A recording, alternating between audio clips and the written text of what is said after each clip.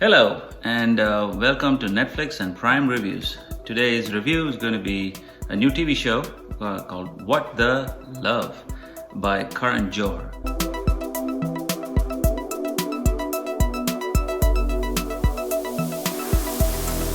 So, for a brief intro for who Karan Johar is, if you didn't know who he is already, he's one of the biggest names in Bollywood.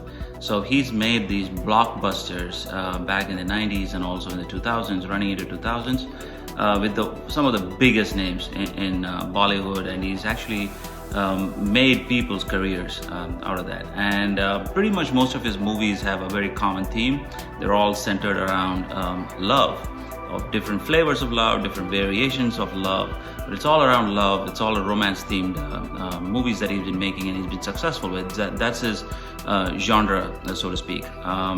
So now he's got a show on Netflix, and guess what the subject is about? Love. So it's called What the Love, and the premise seems very interesting. I've never been a big fan of his work. I don't care so much for all his movies, and I really never really sat through most of them, actually speaking, back in the days, and I just couldn't tolerate 3 hours of this stuff. But I just wanted to give it a shot to see how this pans out, and I should say I was pleasantly surprised, right? So the premise is very interesting. So he takes about 7 or 8 different participants who are in the dating scene, but who are single and who are young and single, successful professionals, but they're finding it hard to find dates out in the dating market, and for whatever reason that may be. So there are cases where there is one who has been through an accident, a serious accident when she was a child, and that's damaged. She's gone through damaged facial, she's got facial damage, which has actually had an effect in her dating life. And there's another one that's been serially rejected for whatever reasons, and there's another one that's gone through body image issues, and also she's been sexually abused when she was a child. That's basically carried on as a trigger effect in her head, that she's actually rejecting people without realizing what she was doing. There's a gay man, and there's a very successful accountant who has literally no time for love, so to speak. So there are different characters with different flavors of all flavors. And so Karan Johar takes it up on himself to basically solve their problems. A, by giving them a transformation. B, by also making them fall in love with themselves first, prior to prepping them for a date outside. This is very interesting. So this is where this particular show, I thought, lends itself a little bit of a variety than the other dating shows that are out there.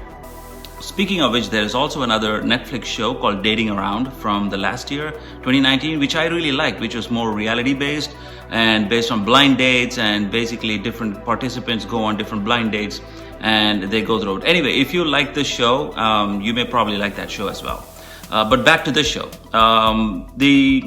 The transformations are wonderful. The premise is that once having identified the candidates, he preps them with a Bollywood celebrity who are basically his close friends, like Saif Ali Khan or Sunny Leone or Arjun Rampal. Speaking of Arjun Rampal, what's happened to him, man? He looks so haggard. He looks sad, and I don't even know why he's been invited. But anyways, so once they go through a prep date, so to speak, for the real world, he then puts him through a physical transformation, which is he has a stylist and he has a hair stylist, and basically goes through a complete transformation, and then he sets them out on a couple of blind dates.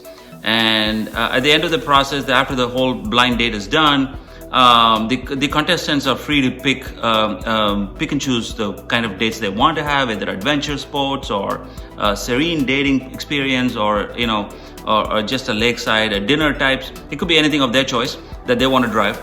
But basically, at the end of the dates, he asks for their opinion as to who the contestants feel close with. And there is supposedly a door that's supposed to open up if the door opens up, and the person walks in, it's a successful date. So this is how the format of the show is.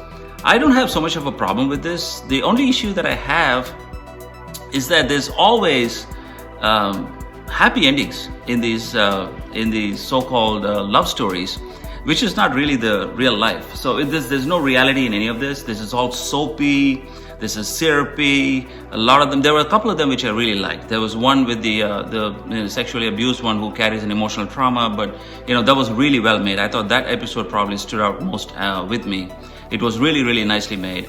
The entire series has a very good production value. I think Netflix has a very large role to play in that. It's a really international standards, and it's a Karan Johar touch to it.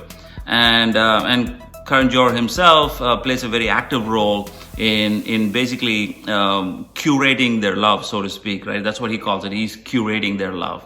So it's a good watch, but it's a very light-hearted, easy watch.